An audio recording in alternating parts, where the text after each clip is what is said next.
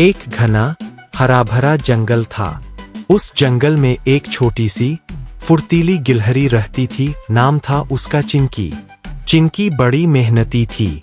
दिन भर इधर उधर दौड़कर बीज और मेवे इकट्ठा करती और अपने बिल में सुरक्षित रखती। उसका मानना था कि भविष्य के लिए तैयारी करना बहुत जरूरी है। एक दिन धूप खिली हुई थी। चिंकी पेड़ से पेड़ कूदते हुए बीज ढूंढ रही थी। तभी उसने देखा एक नन्हा तोता पेड़ की डाल से गिर पड़ा है। उसके पंखों में चोट लग गई थी और वह दर्द से कराह रहा था।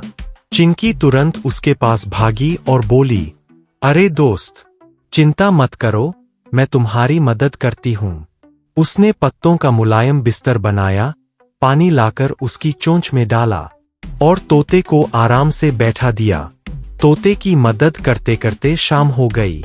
इतने में चिंकी भूल गई कि उसने अपना सबसे खास बीज, एक बड़ा सुनहरा काजू, जंगल के रास्ते में छोड़ दिया था। जब उसे याद आया तब तक देर हो चुकी थी। बीज वहां नहीं था। चिंकी थोड़ी उदास हुई, लेकिन उसने सोचा, कोई बात नहीं, दोस्त की जान बचाना बीज से कहीं ज्यादा जरूरी था।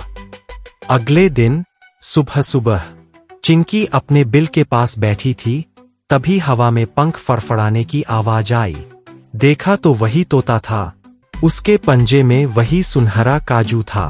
तोते ने मुस्कुराकर कहा, कल तुमने मेरी जान बचाई थी। कल शाम मुझे ये बीज रास्ते में मिला।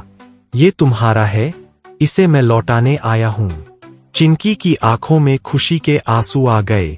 वो हंसते हुए बोली, दोस्त, कभी कभी जो हम खो देते हैं वो हमें दोस्ती और दया के रूप में वापस मिल जाता है। फिर दोनों ने बैठकर साथ में वो काजू खाया और उनकी दोस्ती और भी गहरी हो गई। सीख, दूसरों की मदद करने से हमारा कभी नुकसान नहीं होता, बल्कि हमें उससे कहीं ज्यादा लौटकर मिलता है।